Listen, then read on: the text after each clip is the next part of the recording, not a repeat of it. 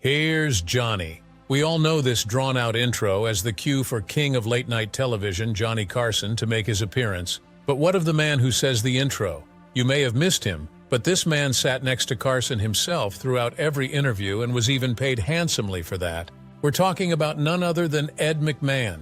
Ed McMahon, known for his iconic laugh, concealed a weighty secret that he struggled to conceal until he reached his limit. Ed McMahon was Johnny Carson's sidekick, yet he died broke and homeless. How did he end up dying in such a miserable state? Find out all about his story and more in today's video. Before he became Johnny Carson's sidekick, Ed McMahon was living an entirely different life, coming from humble beginnings. He was born Edward Leo Peter McMahon Jr. on March 6, 1923, in Detroit, Michigan. His parents were Eleanor and Edward Leo Peter McMahon Sr. Like him, his father was also an entertainer and worked as a fundraiser. Even though he was born in Detroit, the young McMahon spent his early years in Lowell, Massachusetts, where his paternal aunt Mary Brennan lived. Even at a young age, he was a self-supporting young man, even taking on work as a carnival barker in Maine for 3 years before working as a bingo caller in the state when he was 15. Before that, McMahon discovered at the tender age of 10 that he wanted to be a radio announcer. From here, he started creating radio shows of his own, using a flashlight for a commercial while practicing commercials. His hard work is also what put him through college, serving as a pitchman for vegetable slicers on the Atlantic City boardwalk. He got his first taste of broadcasting in Lowell, but his career stalled here due to the outbreak of World War II. Like any good man from the country, McMahon also wanted to serve his country. He had hoped to become a U.S. Marine Corps fighter pilot. However, prior to the U.S. entry into World War II, at least 2 years of college attendance were a prerequisite for both the Army and Navy. Since he was determined to be a pilot, McMahon attended Boston College from 1940 to 1941 and applied for Marine Corps flight training shortly after. His flight training took place in Dallas, followed by another in Pensacola. Here, he earned his carrier landing qualifications and was appointed as a naval aviator. McMahon spent the next 2 years of his life as a Marine Corps flight instructor, then finally got his chance to join the Pacific Fleet in 1945. However, the atomic bomb attacks on Hiroshima and Nagasaki took place, so those orders were rescinded. Since he was still an active officer in the Marine Corps Reserve, McMahon was called to serve in the Korean War. This time, McMahon made full use of being an aviator, flying a total of 85 combat missions, which earned him 6 air medals. He remained in the Marine Corps Reserve until his retirement in 1966 as a colonel. After the war, McMahon continued his studies, this time thanks to the GI Bill. He enrolled at the Catholic University of America in Washington, D.C., majoring in speech and drama, and graduated in 1949. At the university, he was under the tutelage of American director and playwright Gilbert Hartke. Upon graduation, McMahon kept himself busy raising funds for a theater to be named after Hartke. He also took a job post that paid him $75 weekly at WCA. It was a new TV station in Philadelphia where he co-hosted a live program titled The Take 10 Show, which quickly became his own show. It only took 2 years for McMahon's career to grow in Philadelphia, and soon enough, people started to call him Mr. Television.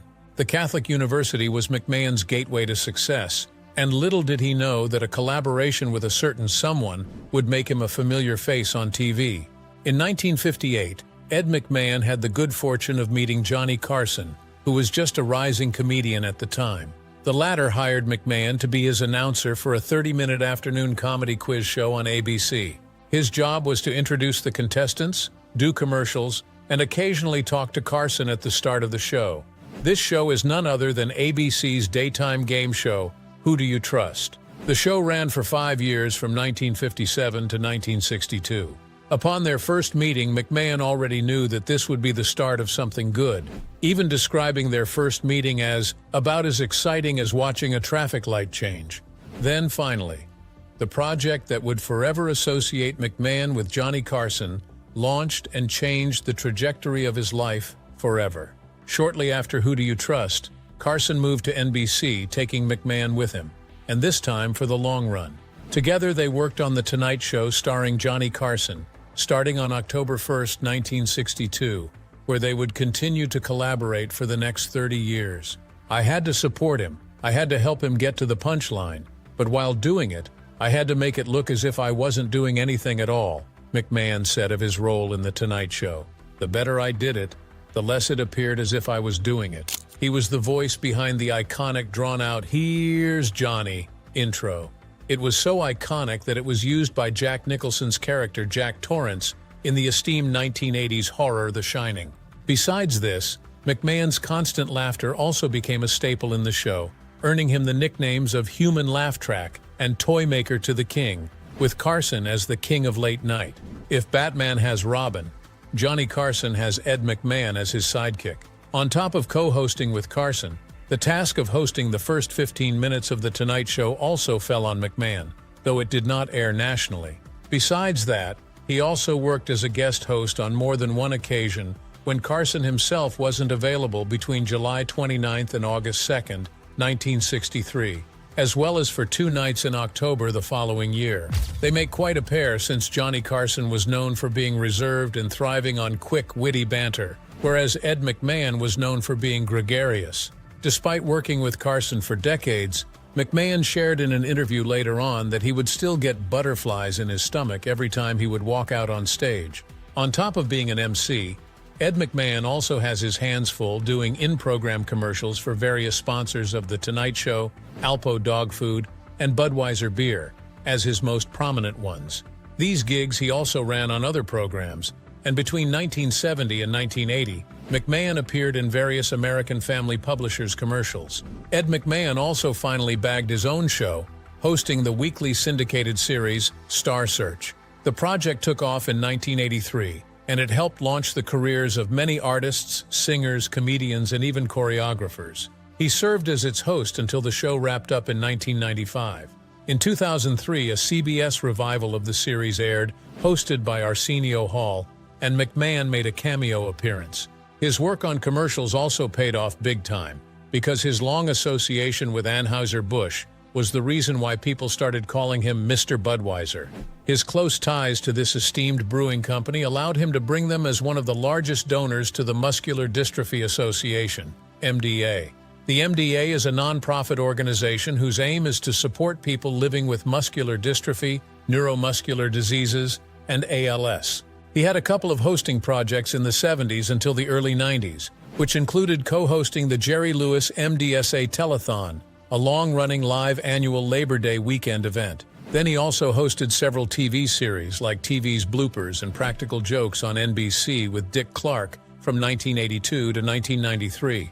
Ed McMahon also had several film roles under his belt. He made his first film debut in the 1967 American neo-noir thriller, The Incident. Then, in the newer version of the movie Dementia, he did the added narration on the film, even though the original movie had music without dialogue.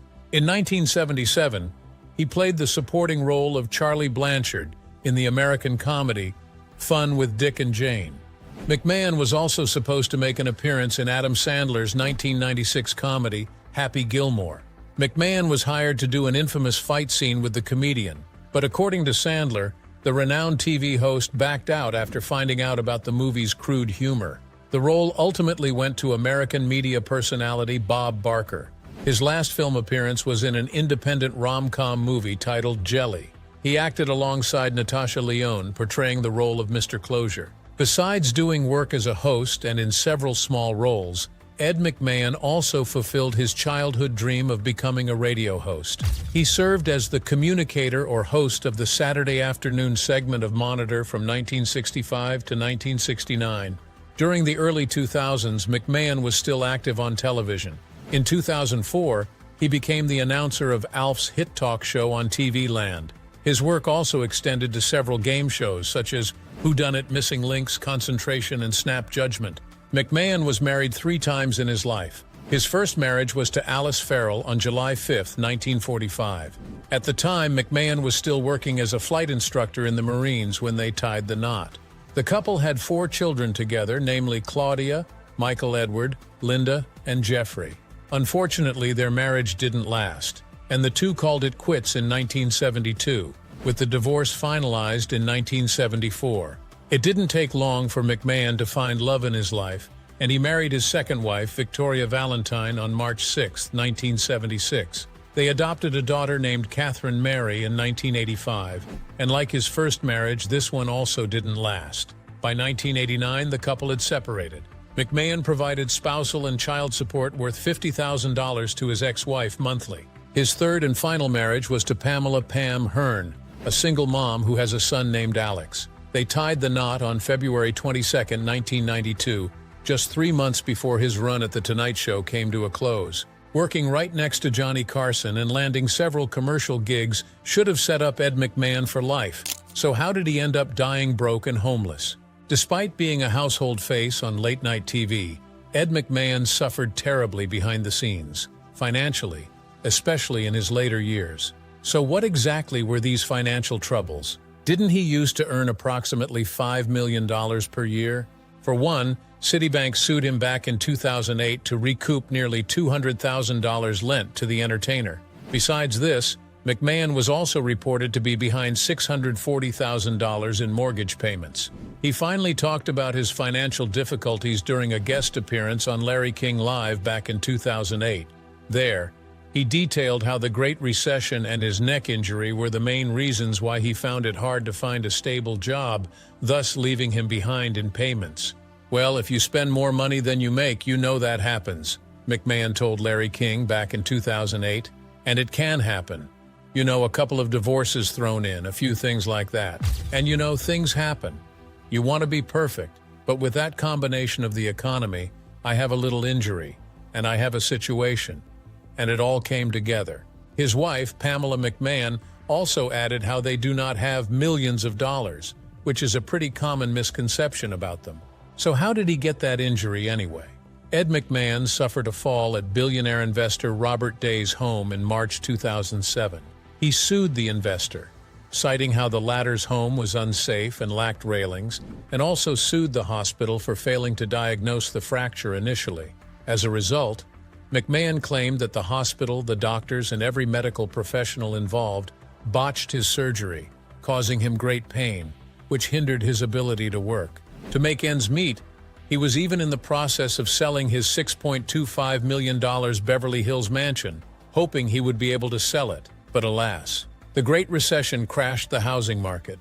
As if that wasn't bad enough, Ed McMahon suffered another financial blow. He failed to pay $275,168 to divorce attorney Norman Solovey on July 30, 2008. According to Michael Shanker, Solovey's lawyer, McMahon and his wife Pamela hired Solovey to represent his daughter from his first marriage, Linda Schmerge, in a matrimonial matter. That same year, future U.S. President Donald Trump offered to buy McMahon's home and have it leased to The Tonight Show co-host. This was so the latter wouldn't have to leave his home, and it was also Trump's way of helping the renowned TV legend, saying it would be an honor to do so. Instead of taking up his offer, Ed McMahon opted to sell his home to a private buyer. Unfortunately, the purchase didn't pull through, which left him still heavily in debt. He declined to name the buyer, but he explicitly said it was not Trump. Speaking of Trump, he offered to purchase McMahon's home for a second time. But according to McMahon's daughter Claudia, the U.S. president never followed through with either of his public offers to buy the residence. Still, people can't help but wonder how Ed McMahon got himself in such a deep debt. Well, the root cause of it all is because of the entertainer himself, at least according to one of his biographers. According to HuffPost, the root of the TV legend's money problems dates back to his good nature. It was said that McMahon would use his income recklessly, lending and helping other people whenever he could. On top of that, it was also rumored that he even helped his wife's apparel business, and we all know how that costs a lot. One of the people who helped McMahon write his autobiography, David Fisher, detailed the TV persona's generous and giving personality. According to him, McMahon is an extremely generous human being to his own detriment. Fisher even went as far as to say that McMahon's income was graciously spent on tips. Unfortunately, his goodwill came back to bite him in his later years, given how he had a hard time making a decent income. As if that's not bad enough, his neck injury also hurts a lot, making matters a lot worse than they are. Unfortunately for him, McMahon also didn't have a share of the royalties from The Tonight Show DVDs, so his choice really boils down to finding decent work. Besides being generous, McMahon's manager also believed that another thing that greatly contributed to his financial problems was his poor financial planning. According to Hollywood.com, McMahon had a major alcohol problem in his earlier years. His manager also said that the TV personality may have made several drunken business decisions, which resulted in his debt. "You drink, and you don't pay attention to your business affairs," his manager claimed about McMahon. He wasn't paying attention and probably got some bad advice. With that said, Ed McMahon's generous spending and poor business decisions were the two main contributing factors to the decline of his finances, especially near the end of his life. To make matters worse, McMahon was also gravely affected by the Great Recession. He had a plan, which was to sell his Beverly Hills home, but unfortunately, time was working against him. Despite his struggles, Ed McMahon kept a cheerful disposition and tried to remain optimistic even until the end. In 2002, Ed McMahon sued his insurance company for more than $20 million, alleging he got sick due to a toxic mold in his Beverly Hills home that the contractors failed to clean up. Along with the mold, they also had water damage from a broken pipe. This mold problem not only made McMahon and his wife sick, but also the members of his household staff. The legal battle wrapped up a year later on March 21, 2003, with The Tonight Show co-host awarded $7.2 million from several companies. But even with this amount, McMahon still died in debt. Ed McMahon was still in deep debt when reports circulated on February 27, 2009, that the acclaimed personality was admitted to an undisclosed Los Angeles hospital for a month. It was later revealed that this hospital is none other than Ronald Reagan UCLA Medical Center. He was admitted to the intensive care unit for a serious condition, with his publicist sharing that it was due to pneumonia. His publicist also did not confirm or deny whether he was diagnosed with bone cancer back then. He kept a pretty low profile until finally, on June 23, 2009, Ed McMahon breathed his last, shortly after midnight at Ronald Reagan UCLA Medical Center in California, at the age of 86. According to his nurse, Julie Kane, he passed peacefully. There was no formal cause of death, but McMahon's publicist attributed it to several health issues he suffered during his final months, including the neck injury from years ago. The night of his death, American TV host, comedian, and writer Conan O'Brien paid tribute to McMahon on The Tonight Show. "It is impossible, I think, for anyone to imagine The Tonight Show with Johnny Carson without Ed McMahon," O'Brien said. "Ed's laugh was the soundtrack to that show. He created the most iconic two-shot in broadcasting history. There will never be anything like that again." Ed McMahon also received his own star on the Hollywood Walk of Fame, and he was also posthumously inducted into the Broadcast Pioneers of Philadelphia's Hall of Fame in 2010.